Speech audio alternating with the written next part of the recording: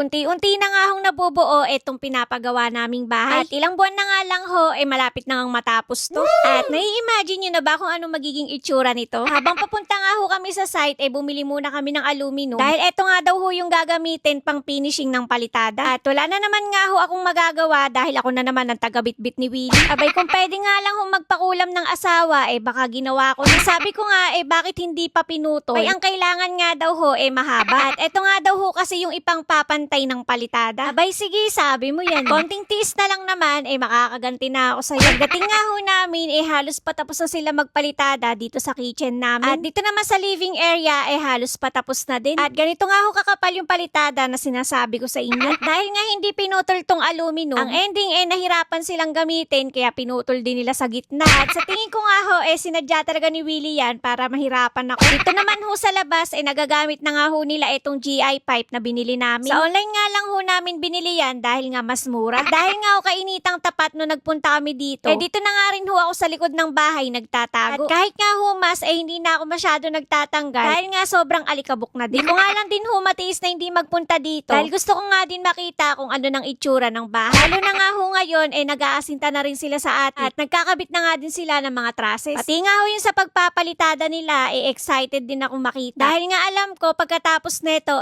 finishing na. Abay, masyado naman nagmamadali.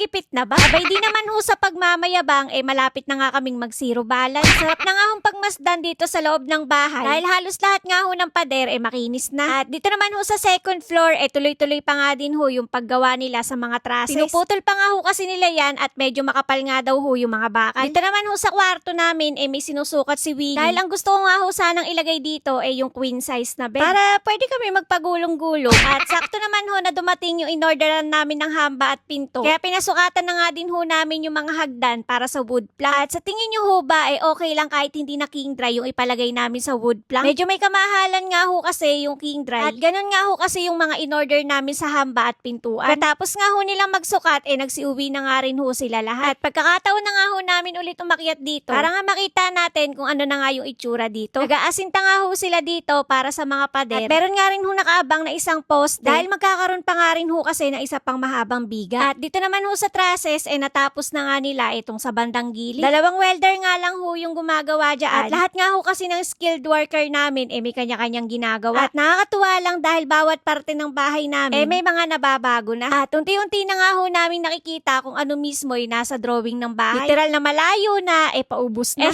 Malayo pa pala yun. Sa totoo lang ho, medyo masaya talaga magpagawa ng bahay. At medyo challenging nga din ho. Dahil para ka nga rin merong project na kailangan tapusin. At parang na-enjoy ko pa nga yung journey namin sa pagpapagawa ng bahay. Siguro dahil nakatagpo rin kami ng maayos na mga workers. Kaya hanggang dito nga ho muna ulit yung update ko sa inyo ngayong araw. Kaya naman, wag mong kakalimutang i-follow. Bukas na lang ulit.